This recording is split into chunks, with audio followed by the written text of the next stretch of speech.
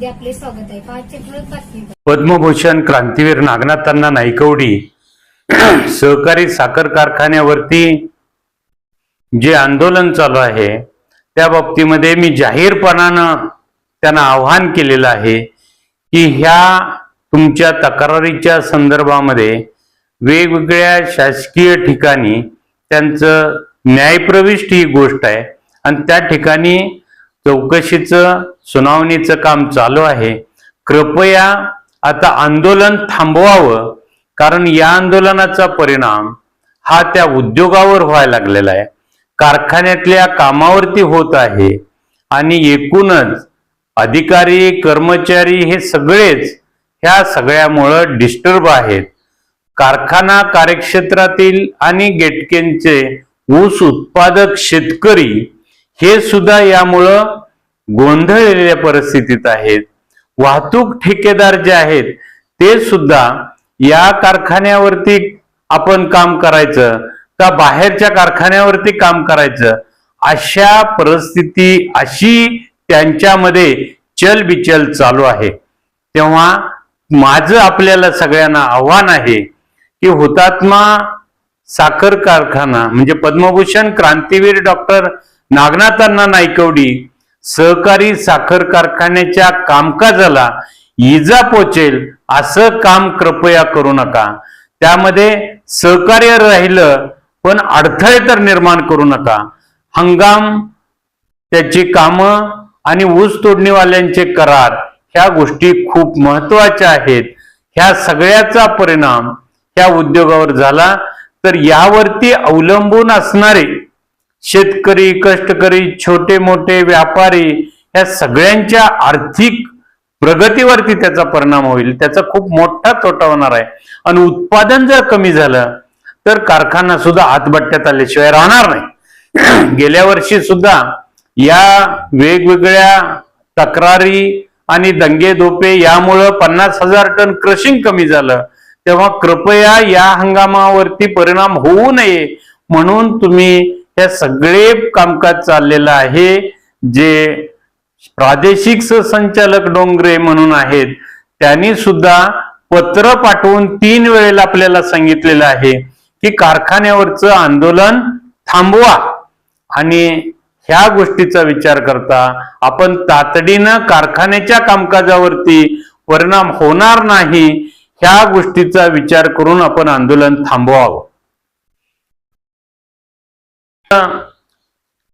संस्थेच्या कामकाजाच्या संदर्भामध्ये ज्या वेगवेगळ्या चर्चा होतात आणि एवढंच नव्हे जे त्या ठिकाणी माईकवर सुद्धा बोलणारी मंडळी उभा राहते, खरं वेगवेगळ्या कारणानं मग कर्ज कोणाला दिली नसेल किंवा कर्ज काढली तर ती भरायची नाहीत त्यांच्यावर तक्रारी चालू आहेत आणि काही मंडळी जी आहेत त्यांची उंची केवढी आहे पण ते बोलतात लांबड खूप मोठे गप्पा मारतात आणि त्या मंडळींना त्यांचा उल्लेख करून मला त्यांना मोठं पण करायचं नाही। तेव्हा माझं म्हणणं असं आहे की कोणतीही संस्था एखादी तुम्ही उभा करा, संस्था उभा करा, ती चालवा आणि मग सांगा तुम्ही की मी ह्या संस्थेसाठी हे केलं ते केलं म्हणून। मुळात आयत्या पिठावरती रांगोळ्या ओढायचं जे काम चाललेलं आहे हे थांबवा आणि उद्योग समूहावरती जे वेगवेगळ्या ठिकाणी अधिकारी कर्मचारी ह्या सगळ्यांना प्रेशराईज करून त्यांच्या कामात गोंधळ घालायचा आहे हा प्रकार थांबवा आणि तातडीनं त्या लोकांना काम करू द्या। आता सुद्धा आंदोलनाच्या ठिकाणी जाणीवपूर्वक कार्यकर्ते असतील, संचालक असतील, कर्मचारी असतील त्यांना बोलवायचं बसवायचं आणि मग काम कोण करायचं। तेव्हा ह्या सगळ्या गोष्टी आहेत त्या चुकीच्या आहेत आणि म्हणून ह्या सगळ्याचा परिणाम हा डायरेक्टपणानं या उद्योगावर अवलंबून असणाऱ्या शेतकऱ्यापर्यंत पोहोचतोय। खरं दूध संघाच्या संदर्भामध्ये पण काल चर्चा झाली। दूध संघाचे पैसे इतर ठिकाणी वेगवेगळ्या मंडळांचे बाहेर वाटप केले म्हणजे सहकारी संस्थेचे पैसे बाहेर काढता येतात का? पण अशा पद्धतीनं तुम्ही काम करताय ते चुकीचं आहे.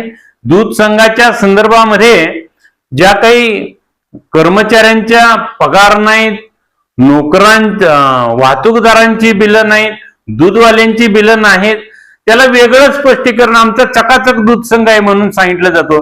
तुमची चकाचक इमारत किती आहे आणि काय आहे ह्याचे तुमचा डामडौल काय आहे, याच्यापेक्षा ज्यांची देणी आहेत ती देणी द्या. त्या लोक नाडल्यात, अक्षरशः अडचणीत आलेले आहेत. काय लोकांचे लाखो रुपये पेंडिंग आहेत, देणं आहे, ते द्या पहिल्यांदा आणि मग आपण विकासाच्या कामावरती चर्चा करू. खरं ह्याच बरोबर त्यांनी हुतात्मा दूध संघानं सुद्धा हुतात्मा बाजार कडून जे काही उधाऱ्या वेगवेगळ्या कामाच्या आहेत त्यामध्ये सुद्धा त्यांनी 17-18 पासून पैसे ह्या हुतात्मा बाजारचे दिलेले नाहीत. ही सुद्धा एक सहकारी संस्था आहे. आणि जर एकूण बघितलं तर आता खरं माझे बंधूच आहेत, किरण दादा असतील, माझे पुतणेच आहेत, मग केदार असतील, गौरव असतील, या सगळ्यांनी त्यांच्या एकूण कुटुंबासाठी आणि त्यांच्या संबंधित 93 लाख रुपयांची ती उधारी आहे. ही कधी देणार का नाही, ती संस्था चालणार का नाही? आणि मग असं जर केलं आणि ते वसुलीला सारखं सातत्यानं त्या लोकांच्याकडे जात असतील म्हणून बाजारच्या विरोधामध्ये तक्रारी, अशा गोष्टी बरोबर नाहीत. त्या कर्मचाऱ्यांना, अधिकाऱ्यांना त्रास. ही संस्था खूप नाजूक आहे, खरेदी विक्रीचं व्यवसाय करते आणि अत्यंत कमी मार्जिन मध्ये ते काम करते. अशा वेळेला त्या संस्थेचं जे काही माल घेतला असेल त्याचं देणं दिलं पाहिजे, उधाऱ्या दिले पाहिजे, तरच ती संस्था काम करणार आहे. आज त्याच्यावरती जवळपास 150 कुटुंब त्या संस्थेवरती अवलंबून आहेत आणि त्यांच्या रोजीरोटीचा हा प्रश्न आहे. तेव्हा हा आपण शानपणा करावा आणि या संस्थेचं देणं आपल्या कुटुंबाचं आहे ते, आणि त्याचबरोबर तुम्ही ज्यांना ज्यांना सांगितलंय त्यातला माल द्या म्हणून त्यांना तेवढी विनंती करा आणि त्या संस्थेचं देणं दिलं तर त्या संस्थेचं काम, ते अडचणीत या लागलेले, तिचं कामकाज व्यवस्थित चालायला मदत होणार आहे. त्याचबरोबर आपण बघितलं तर कट करा, आपल्याला पण कल्पना असेल, महालक्ष्मी ही एक कंपनी स्थापन केली गेली आणि या महालक्ष्मीच्या कंपनीच्या माध्यमातून भागामध्ये शेअर्स गोळा केले. त्या शेअरची किंमत 5,000 रुपये आणि असं सांगितलं गेलं की हा उद्योग उभा केला जाईल, या उद्योगामधून तरुणांना काम दिलं जाईल, शेतकऱ्यांना त्यांच्या शेतमालाला भाव योग्य दिला जाईल, माल खरेदी केला जाईल. अशा अनेक दिवास्वप्न ही दाखवली गेली. पण जवळपास 2020 मध्ये स्थापन झालेली संस्था आणि त्या संस्थेचं आज काय रिटर्न आपण सभासदांना दिला, सभासद ज्यांनी त्यामध्ये शेअर्स घेतले त्यांना आपण काय त्याचा बेनिफिट दिला आणि तो प्रकल्प कधी चालू होणार आहे, तो चालू तर होणार आहे का, हे लोकांना सांगा ना. सबसिडी पण त्याची काहीतरी आली आहे म्हणून असं कळतंय, मग त्याचा वापर काय झाला? आणि लवकरात लवकर अशा प्रोजेक्ट उभारण्यामध्ये ताकद खर्च करा. पण विनाकारण आरोप करणं आणि आंदोलन करणं ह्या गोष्टी चुकीच्या आहेत. तेव्हा लवकरात लवकर महालक्ष्मी हा प्रकल्प, महालक्ष्मी कंपनीचा जो प्रकल्प आहे तो आपण सुरू करावा आणि त्याचा ज्या सभासदांनी त्यात भांडवल घातलेलं आहे त्यांना काय करावं, त्याचा बेनिफिट किंवा त्याचा मोबदला हा सुद्धा देणं गरजेचं आहे. आज या बाबतीमध्ये लोकांच्या मध्ये चर्चा आहे हे कधी चालू होणार आहे, कारण हे चालू असणारं बंद पाडायच्या दृष्टीने हे आंदोलन चालू आहेत, कारखान्यावरती परिणाम करायच्या दृष्टीने हे कामकाज चाललंय. पण जे ठिकाणी पैसे गोळा केलेले आहेत ते चालू करा पहिल्यांदा आधी, त्यासाठी वेळ खर्च करा. आणि आपण राज्याचे नेते मंडळी सुद्धा या वेगवेगळ्या कामात आपल्याला मदत करतात. तेव्हा या सगळ्या कामकाजाच्या बाबतीमध्ये आपण आघाडी घ्यावी आणि हा प्रकल्प लवकरात लवकर सुरू करावा. त्यामधून लोकांना नोकऱ्या मिळतील आणि ज्यांनी भांडवल त्यामध्ये गुंतवलंय त्यांना सुद्धा त्याचा बेनिफिट होणार आहे. मैथिली म्हणून एक कंपनी स्थापन केली. खरं कंपनी स्थापन करून काम करायला कोणालाच अडचण नाही, पण या कंपनीच्या जे काही प्रॉडक्ट किंवा माल हे हुतात्मा बाजारमध्ये टाकला आणि त्या मालाच्या पेक्षा किंमत जादा घेतली आणि तो माल सुद्धा खपत नाही, काही नाही. म्हणजे या गोष्टी आपण करायचं आणि दुसऱ्यानं निस्तरायचं, ह्या गोष्टी चुकीच्या आहेत. यामध्ये सुद्धा सुधारणा करा आणि मग आपण दुसऱ्यावरती आरोप करा. महालक्ष्मी पेट्रोल पंप हुतात्मा बाजार कडून 2021 मध्ये टँकर नेला तेलाचा आणि पैसे पण तिकडच आणि तेल पण तिकडच. वास्तविक पाहता त्या संस्थेचे ते पैसे भरायला पाहिजे होते. ऑडिट मध्ये सुद्धा सातत्यानं ते बोललं जातंय. तेव्हा त्या कंपनीचे पैसे त्या कंपनीनं महालक्ष्मी पेट्रोल पंपानं त्या बाजारचे ते पैसे सुद्धा तेलाचे देणं क्रमप्राप्त आहे. आणि अशा संस्था ज्या आहेत की ज्याचं भांडवल गोळा केलं जातं, ज्याचं काम पुढं काही नाही, या बाबतीमध्ये केदार का करत नाही आंदोलन? त्याची माहिती घे, ते सुरू करतो. ऍग्रिकल्चरचा ग्रॅज्युएट आहे, तिथं तुझं काहीतरी योगदान दे. का ते चालू करायचं, काहीतरी नवीन उभा करायचं, ह्या गोष्टी अजिबात बघायच्या नाहीत. आणि आहे त्याच्यावरती बेमालूम आरोप करायचे. वर्तमानपत्रातून त्या उद्योग समूहाची एकूण म्हणजे आरोप करून लोकांच्या मध्ये गैरसमज निर्माण करायचा, ह्या गोष्टी चुकीच्या आहेत. आणि एकूणच बघितलं तर मग सहकारी संस्थेतले पैसे काढायचे, आणखी वेगवेगळ्या ठिकाणी देणग्या आणि उधळपट्टी, ह्या गोष्टी नाहीत परवडणाऱ्या, आपल्याला परवडणाऱ्या नाहीत. आणि म्हणून या सगळ्या गोष्टी रोखायच्या दृष्टीनं मी प्रयत्न केला. गैर काही करून देत नाही, म्हणून मग वेगवेगळ्या पद्धतीनं ही असंतुष्ट मंडळी सगळी एकत्रित येऊन माझ्या विरोधामध्ये हे सगळं कामकाज चालू केलंय. वास्तविक पाहता मला सगळ्या बाकीच्या सगळ्या गोष्टीपेक्षा शेतकरी आणि कष्टकरी आणि भागातल्या लोकांची आर्थिक उन्नती करायची आहे, यासाठीच मी आतापर्यंत काम केलंय आणि पुढं पण काम करत राहणार. काम करणाऱ्याच्या मागच सगळं लागत असतं आणि जो काम करतो त्याच्यालाच बोलून घ्यायला लागतं. जो कामच करत नाही, जो उभाच काही करत नाही, त्याला बोलायचा काही विषयच राहत नाही. तेव्हा आपण काम करा, काहीतरी नवीन उभा करा, चालवा आणि मग त्यानंतर आपण काहीतरी सांगा. आपण आयत्या बिळावरती हे रेगोट्या ज्या आयत्या पिठावरती ओढायचं काम चाललंय, याच्यापेक्षा तुम्ही काम उभा करा, चांगलं चालवा. निश्चितपणानं लोक सुद्धा आपल्याला चांगलेच म्हणतील. तेव्हा आपण सुधारणा करावी आणि एकूणच हुतात्मा शिक्षण आणि उद्योग समूहामध्ये भर घालण्याच्या दृष्टीनं तुम्ही ज्या जबाबदाऱ्या चांगल्या पद्धतीनं चांगल्या विचारानं तुम्ही पार पाडणार असला तर तुमचं स्वागत आहे. पण आडेलतट्टू भूमिका घ्यायची, त्या संस्थेला कामकाजाला मारक ठरेल अशा भूमिका घेणं हे निश्चितपणानं शेतकऱ्यांच्या दृष्टीनं सभासदांच्या दृष्टीनं चुकीचं आहे आणि चुकीच्या गोष्टीला पाठिंबा नसेल. हुतात्मा किसन अहिर आणि क्रांतिसिंह नाना पाटील यांच्या पुतळ्याच्या कामकाजाला अडखाटा केला, अशा पद्धतीनं सुद्धा काही वावड्या उठवायचं काही मंडळींचं चालू आहे. जर अशी परिस्थिती असती, अर्थात त्यावेळेला नागनाथांना हयात होते आणि त्यांचं कोण मोडू शकत नव्हतं, हे आत्ताच्या बोलणाऱ्यांना माहिती आहे की नाही मला माहित नाही. पण त्यांनी अखेरपर्यंत त्यांचा शब्द आणि त्यांचं जे काही निर्णय असेल तो कायमपणे त्यांनी म्हणजे यशस्वी करून दाखवला. क्रांतिसिंह नाना पाटलांच्या पुतळ्याला जर विरोध असता तर भारताच्या राष्ट्रपतींना मी आणलं नसतं आणि त्याचं उद्घाटन केलं नसतं एवढ्या मोठ्या दिमाखात. आणि त्या बाबतीमध्ये कुणीही काहीही चुकीचं बोलण्यात अर्थ नाही.